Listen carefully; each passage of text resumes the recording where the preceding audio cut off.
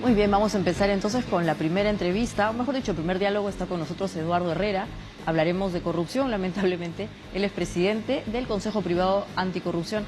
Buenas noches, Eduardo, ¿cómo estás? Buenas noches, muchas gracias por la invitación. El Consejo Privado, antes quería que expliquemos bien, de anticorrupción, es una entidad que está conformada por ¿qué instituciones o personas? Bueno, es la entidad más amplia de lucha contra la corrupción del lado privado. Tenemos gremios de empresas, empresas y entidades de la sociedad civil. Somos 25 organizaciones, yo soy el director ejecutivo y venimos haciendo proyectos de lucha contra la corrupción, alzando la voz institucionalmente desde el lado privado, en el que, dicho sea de paso, hay mucho que mejorar, ¿no? Exactamente. Y ahora quisiéramos repasar contigo lo que está justamente desarrollándose en torno al expresidente Ollanta Humala. ¿No? Ahí la Fiscalía ha pedido 10 años de prisión debido a una compra en la cual eventualmente él habría intercedido. Evidentemente eso está vinculado con la situación de poder que uno tiene cuando justamente se dan estas situaciones. ¿Hay mucha corrupción en el Perú en cuanto a las compras públicas? Sí, hay mucha corrupción y las personas creen, creo equivocadamente, que cambiando una ley de contrataciones del Estado vamos a cambiar las cosas. En el país nunca una ley ha cambiado la realidad de las personas. Lo que tiene que empezar a plantearse son cosas más allá de la ley. Concretamente, por ejemplo, hablando de compras públicas, cómo hacer que las ventas, las compras de servicios y bienes públicos puedan estar transparentadas en las páginas web de todas las organizaciones. Hay un reto para los alcaldes distritales, provinciales, gobernadores. Pongan en línea todas las compras y ventas desde el momento que se pide el servicio hasta su finalización. Exacto. Eso es una cosa que no necesita una ley, es una buena práctica. Pero vivimos pues siempre angustiados por sacar una norma legal.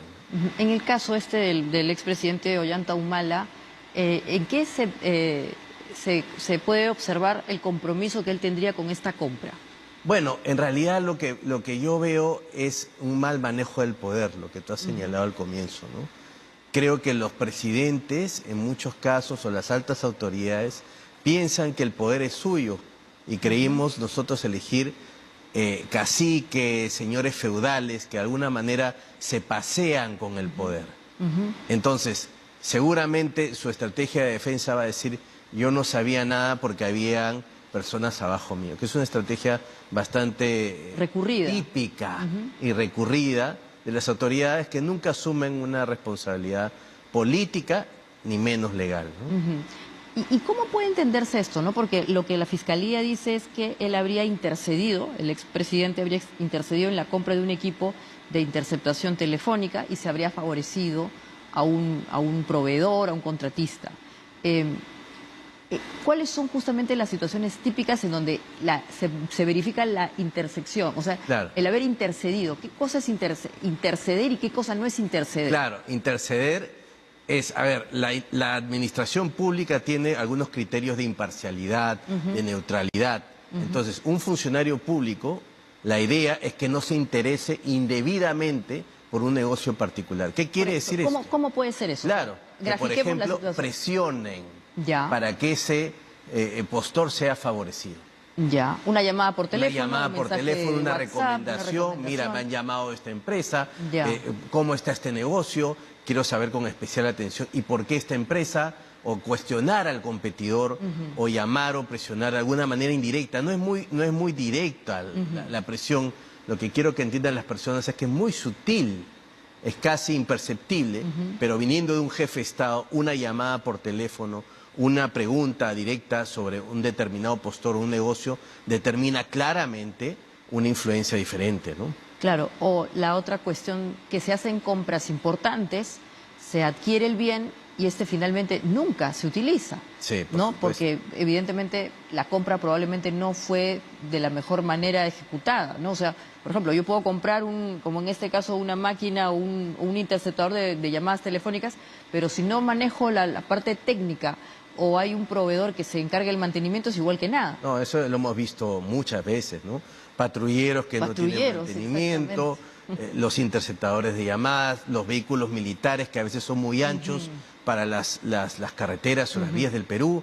Entonces, hay mucha posibilidad de corrupción y eso no lo va a cambiar de la noche a la mañana una norma legal. Lo que tiene que hacerse, y lo he dicho varias veces, es que tengamos un órgano que se dedique 24/7 con independencia a empezar a limpiar estos sectores para que los delincuentes, porque finalmente el corrupto es un delincuente, tengan temor del peso de la ley. Claro, pero también es verdad que seguro hay incentivos para que las compras públicas tengan estos frentes tan flacos, ¿no? O estos agujeros o huecos por donde eventualmente se puede manipular o eventualmente influir. De acuerdo a la experiencia que ustedes tienen, ¿de qué manera se puede mejorar la contratación pública? Claro. Una es la digitalización, pero otras formas en donde sea más, digamos, evidente que se está intercediendo o que se está favoreciendo algo, ¿hay maneras de poder hacer eso? Por ejemplo, ¿la ciudadanía puede pedir esto? Sí, en determinados casos la ciudadanía puede, pero tratándose de cosas militares, el acceso a la información pública es limitado, la misma ley lo dice, ¿no? Ahora bien, ¿qué es lo que sí se puede hacer? El famoso control concurrente de la Contraloría General de la República, que acompaña al concurso para no obstaculizar, sino simplemente para decir cómo se está llevando a cabo el concurso en ciertas cuestiones estratégicas. Empezar a mirar los TDRs, porque estos... Los TDR son los términos de referencia sobre los cuales uno presenta una oferta. Exactamente, porque desde ese momento es donde empieza a generar el negocio ilícito. ¿Cómo se configuran los TDRs? Si hay un estudio de mercado, si por ejemplo el contratante ha hecho un estudio de mercado o está invitando a dedo, ¿por qué él invita a dedo? ¿Cuál es el criterio para invitar a los? Claro, ¿y la presencia de la Contraloría es discrecional? O sea, ¿o debe ser obligatoria esta situación? Yo creo que tiene que darse discrecional en ciertas operaciones estratégicas, aleatoriamente y con un criterio no de obstaculizar, porque el gran problema que generó la Contraloría en muchos casos es que genera temor en el funcionario público. Entonces el funcionario público no quiere firmar nada. Claro. Porque dice la Contraloría me va a empapelar, no hago nada y mejor hago el muertito. Pero lo que tenemos que hacer es acompañar para que este proyecto salga bien y decirle a los miembros del concurso que esto tiene que estar de una forma objetiva. Yo creería que al final también tendríamos que ir hacia una central de compras que se dedique, como el caso de Perú Compras, a hacer las compras del Estado. Porque hay personas que saben del requerimiento pero no saben comprar y ahí tenemos un primer problema, ¿no? Claro, y eso es lamentable, ¿no? Porque sabemos que la gestión pública es también vinculada con la capacidad de generar decisiones o como por ejemplo la toma de decisiones de cómo se compra y parece que no hay un manual, no hay una forma de aprender a hacerlo bien. No, porque ¿qué puede saber una persona de determinado específico requerimiento, por ejemplo, militar? Militar lo puede saber, pero no necesariamente la oficina de abastecimiento lo sabe. Entonces, hay muchas variables que lo que sería preferible es que la entidad requiriente envíe su requerimiento a una entidad independiente para que haga la compra, porque si no los amaños se dan. Claro, y para cerrar con este tema, ¿y los comités técnicos? En algunas compras públicas importantes, solicitaciones, aparecen los comités técnicos, ¿no? Estos grupos de personas que sí tienen solvencia y que obviamente hacen como lo que tú has mencionado, verifican que los TDRs estén acordes a lo que en verdad se requiere para comprar el bien o el servicio y eventualmente también acompañan el proceso de adjudicación. Esa lógica de los comités técnicos se podría aplicar a, por ejemplo, compras como esta, ¿no? Como la que estamos viendo. La idea es tener órganos independientes, en la medida de lo razonable, que no se dejen presionar y que estas personas también no tengan el temor de que la Contraloría los va a empapelar. Entonces, ese es el criterio, el diseño institucional, que digamos de alguna manera las entidades tengan el suficiente contrapeso para poder hacer las cosas con calma, tranquilidad y objetividad. Claro, ahora, vinculado al tema del señor Humala, está el tema también del señor Jorge Barata, ¿no? Y bueno, todo lo del Lavallato, y ahí parece ser que le van a quitar este privilegio de colaborador eficaz porque no se ha presentado dentro de, no sé, el análisis que habrá hecho es que ya, como en Brasil, lo han liberado de esta situación, no tengo por qué venir al Perú, no sé más o menos, ¿así se explicaría esa situación? Sí, era una cosa inevitable, una cosa ya obvia, porque Barata pues había decidido no venir y la presencia que se requeriera in situ, no virtual, ¿no? Y era su testimonio clave, con lo cual muchos de los casos se podrían caer. El gran problema de esto es nuevamente la falta de transparencia. Nunca supimos en qué consistía el acuerdo. Y nos estamos enterando por pedacitos y ya ahorita cuando la leche está derramada.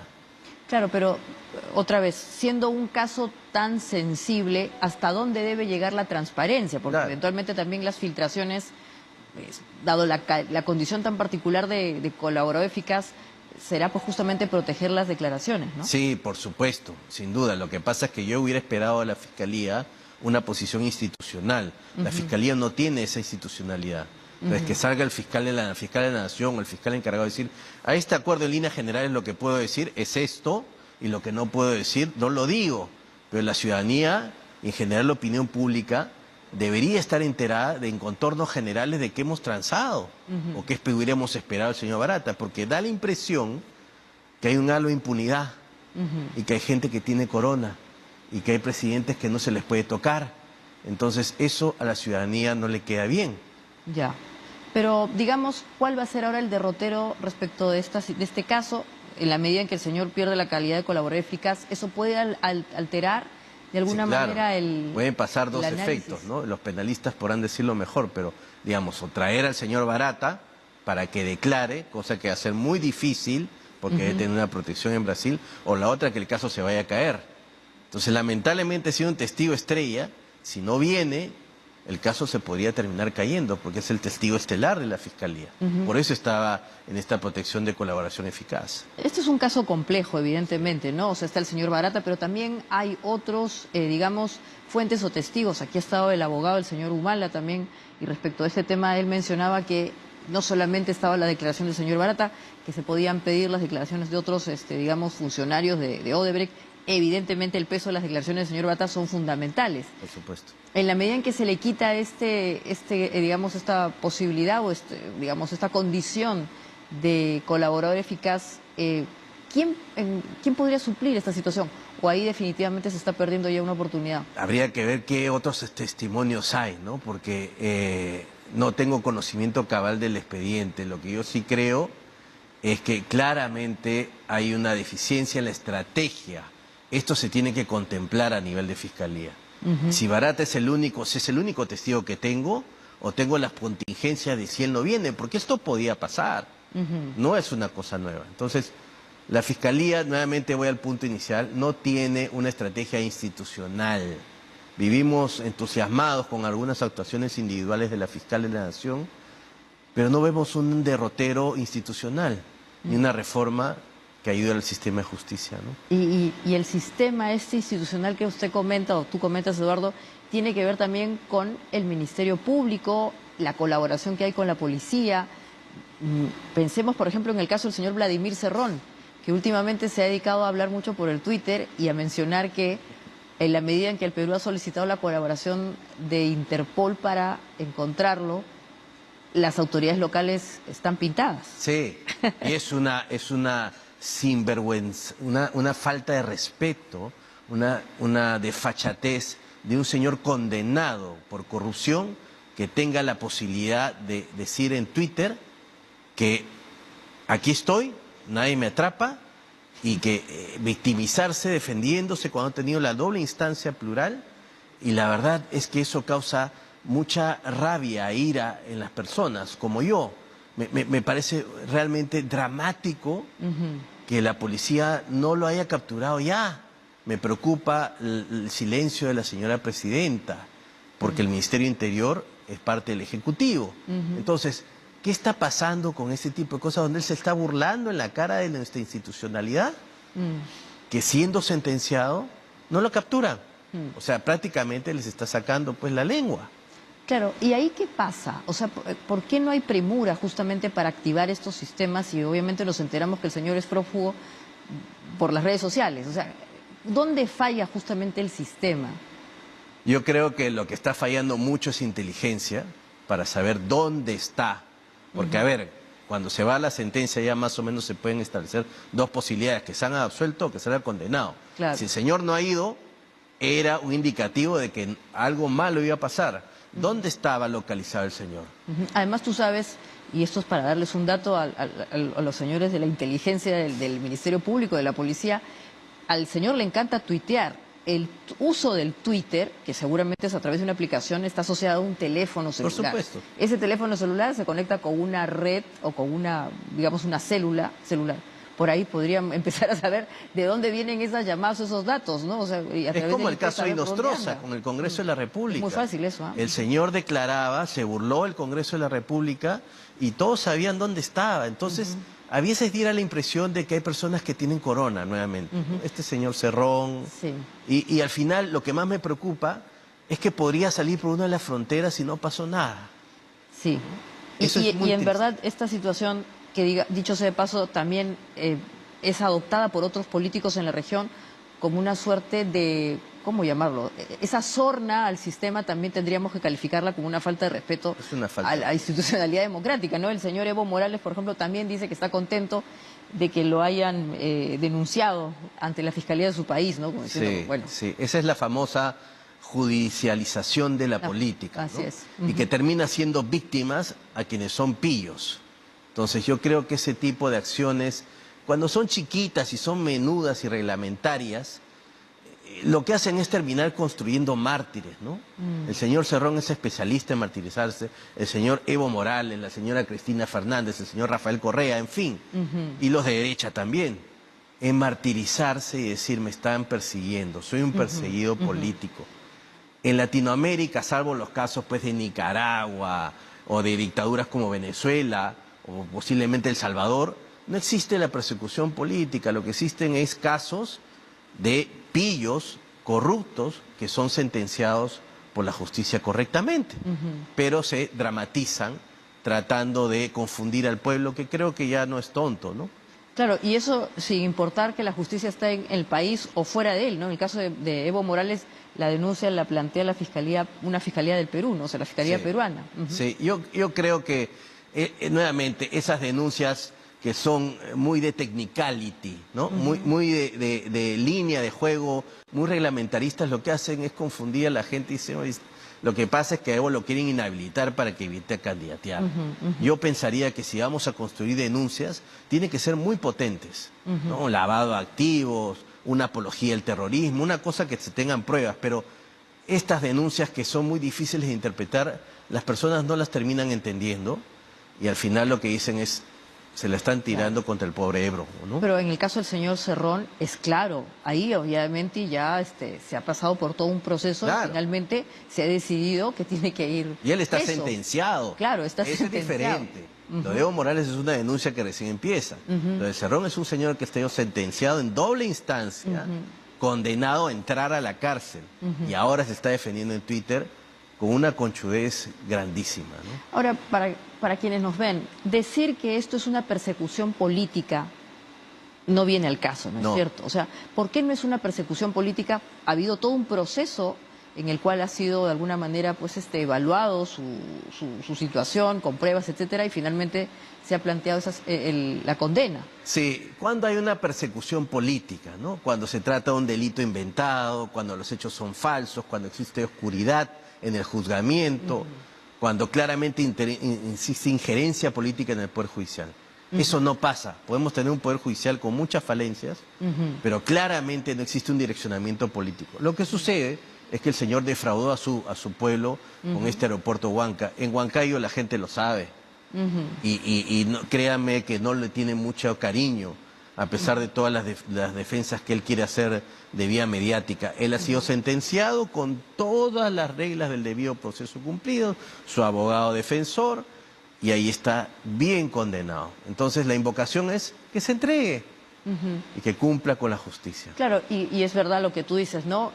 Algunos utilizan esta situación judicial para generar un martirologio que en verdad no viene al caso, porque en este caso claramente sí se ha seguido un proceso penal con las pruebas, en fin, con las dos instancias y finalmente ha sido condenado. Ahora, decir que justamente uno está siendo perseguido políticamente es más que una desfachatez. El título le queda grande, ¿no? Perseguidos políticos son otros. El señor Cerrón siempre ha tenido un complejo de inferioridad y él cree que construyéndose como una especie de víctima, lo que va a generar es la cercanía de la población. La población ya lo conoce, ya sabe quién es y por eso está condenado a esto y está en muchos otros líos como el de lavado de activos, como el de los dinámicos del centro, etcétera, etcétera, etcétera. Perfecto. Bueno, muchas gracias, Eduardo, por haber estado con Gracias nosotros a ti. haciendo una revisión. Y antes de irnos al corte, vamos a ver una foto de cómo era la Plaza de Armas en la década de los 60. Uy, qué bonito, eso parece Europa. Imagínate, qué orden, ese policía de tránsito y los autos limpiecitos, todo lindo. Bueno, de verdad que tenía un aire europeo, ¿ah? Y ese es el tranvía, ahí están los rieles del tranvía. Bueno, recordar es volver a vivir. No sé, nosotros no, porque no estuvimos en esa época, pero eventualmente es bonito ver. Eso era bonito verlo en esos tiempos. Muy bien. Y después del corte volveremos justamente para hablar de la región Lima con la gobernadora, la señora Rosa Vázquez. Así que no se vayan, esto es Diálogo Abierto.